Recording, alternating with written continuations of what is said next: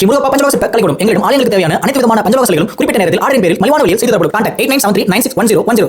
என்னடா இது biryani man, Irfan, Taylor அக்கா, ஜிம் அக்கா, கோடிங் அக்கா ஏதோ யூடியூப்ல சண்டை போட்டுட்டு இருக்கானுங்களே, என்னடா மேட்ரு அப்படின்னு பார்க்கும் பொழுது சப்ப மேட்டரோட இதெல்லாம் போய் நம்ம ஏன் பேசிகிட்டு இருக்கணும் அப்படின்னு சொல்லிட்டு நான் அதை இக்னோர் பண்ணிட்டு போயிட்டேன். அதன் பிறகு தான் தெரியுது அதுலேயும் நம்ம ஆளுங்க பாலிடிக்ஸ் பண்ணி வச்சுருக்காங்க அப்படின்னு சொல்லிட்டு. நேற்று பார்த்தீங்க அப்படின்னா பிரியாணி மேன் அப்படின்ற ஒரு யூடியூப் சேனலு, அந்த யூடியூப் சேனல் ரன் பண்ணக்கூடிய அபிஷேக் ரஃபி அப்படின்றவரை கைது பண்ணியிருக்காங்க. ஏன்டா கைது பண்ணாங்க அப்படின்னு பார்க்கும்பொழுது பெண்கள் வன்கொடுமை தடுப்பு சட்டமா அப்படின்ற ஒரு சட்டத்தின் கீழே அவரை கைது பண்ணியிருக்காங்க, அந்த யூடியூபரை.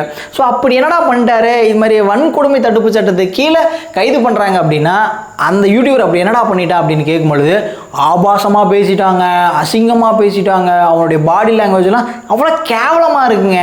3 மாதத்துக்கு முன்னாடி ஒரு வீடியோ போட்டான் எங்கள் செம்மொழி பூங்காவை பற்றி. அந்த பூங்காவில் சாத்துக்குடி பிசைகிறாங்க, வாழைப்பழம் சாப்பிட்றாங்கன்னு எவ்வளோ அபிஷ்டு அபச்சாரமாக பேசி வச்சுருக்கான், அசிங்கமாக பேசி வச்சுருக்கான். அதனால் வந்து கைது பண்ணியிருக்காங்க அப்படின்னு சொல்கிறாங்க.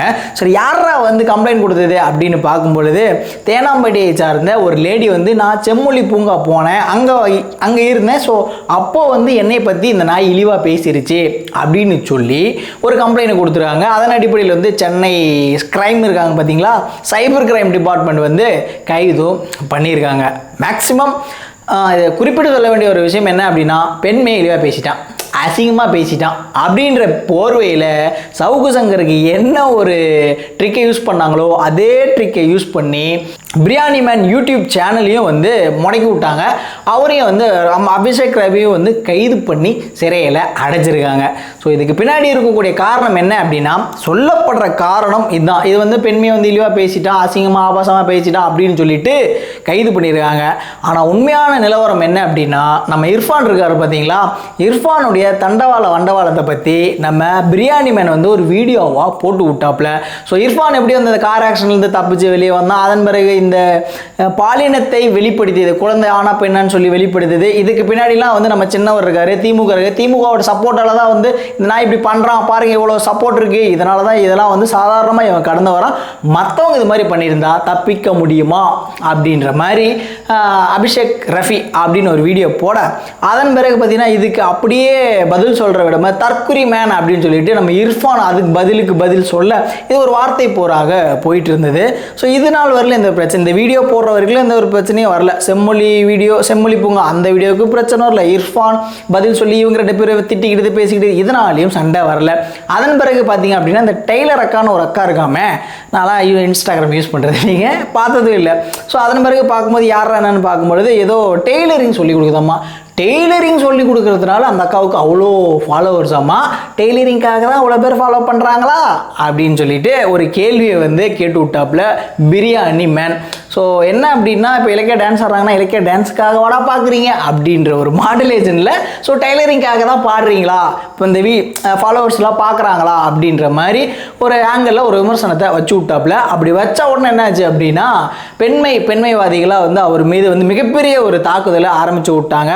குறிப்பாக வந்து என்ன அப்படின்னு பார்க்கும்பொழுது அந்த டெய்லர் அக்கா வந்து ஒரு ஆர்கனைசேஷனோட கொலாபரேட் பண்ணி ஏதோ கோர்ஸ்லாம் கொடுத்துட்ருக்குமாம்மா.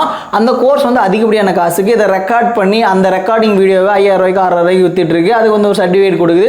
அந்த சர்டிஃபிகேட் பார்த்தீங்க அப்படின்னா ஏதோ ஒரு ஆர்கனைசேஷனோட கொலாபரேட் பண்ணியிருக்கு. அந்த ஆர்கனைசேஷன் யாரா அப்படின்னு பார்த்தா அந்த பிள்ளையோட அப்பன் யாரா அப்படின்னு பார்த்தா ஒரு திமுகவினுடைய நிர்வாகி அப்படின்றது தெரிஞ்சிருக்கு. இந்த பக்கம் திமுகவினுடைய நிர்வாகியோட பொண்ணு இந்த டெய்லர் அக்கா. ஸோ இது இப்படி பார்த்தாலும் சரி அப்படி பார்த்தாலும் சரி, இர்ஃபான் யாரா அப்படின்னு பார்க்கும்போது இர்ஃபான் வந்து திமுகவுடைய மிக தீவிரமான ஒரு சொம்பு, அவன் சொம்பு இல்லை மிகப்பெரிய ஒரு அண்டா. ஸோ அப்படி இருக்கும்போது வந்து யூடியூபர் இர்ஃபானை சீண்டனா விடுவாங்களா, நம்ம சின்னவர் விடுவாரா, கனிமொழி அக்கா விடுமா, விடாது. ஸோ அது ஒரு பக்கம். இன்னொரு பக்கம் பார்த்தீங்க அப்படின்னா இந்த பக்கம் டெய்லர் அக்காவுடைய அப்பா வந்து திமுகவோட மிக முக்கியமான ஒரு நிர்வாகியம்மா. ஸோ இவங்க எல்லாம் சேர்ந்து சமூக வலைதளத்தில் யூடியூப் லைவ் வேற போட்டிருக்காரு அபிஷேக். அந்த லைவ்லேயே வந்து போதண்டா சாமி அப்படின்ற மாதிரி தற்கொலை பண்ணுற அளவுக்கு வந்து மன உளைச்சலை ஏற்படுத்தியிருக்கானுங்க. அதை தாண்டி வந்து பார்த்தீங்க அப்படின்னா அவரை வந்து இந்த அபிஷேக் ரஃபியை வந்து கைதும் பண்ணியிருக்காங்க. இது எல்லாமே எதுக்காகடா அப்படின்னு பார்க்கும்பொழுது இவங்களுக்குள்ளே நடந்த சண்டைலாம் ஒரு வெங்காயம் இல்லை.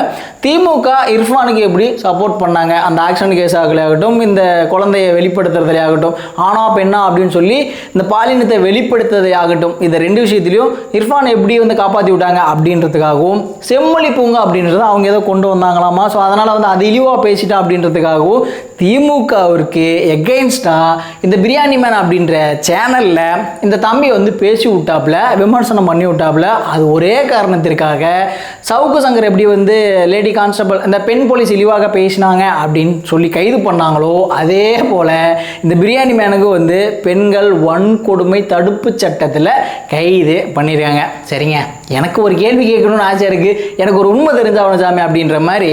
சரிங்க, நீங்கள் பண்ணதெல்லாம் ரைட்டு, இழிவாக பேசிட்டான், பெண்கள் வன்கொடுமை தடுப்பு சட்டம் எல்லாமே ரைட்டு தான். திமுகவுடைய ஒரு கவுன்சிலரு தெக்க புதுக்கோட்டையிலே ஏதோ ஒரு மாவட்டத்தில் அறிவுடை நம்பி அப்படின்ற ஒரு அயோக்கிய நாயோட ஒரு வீடியோ ஒன்று ரிலீஸ் ஆச்சு.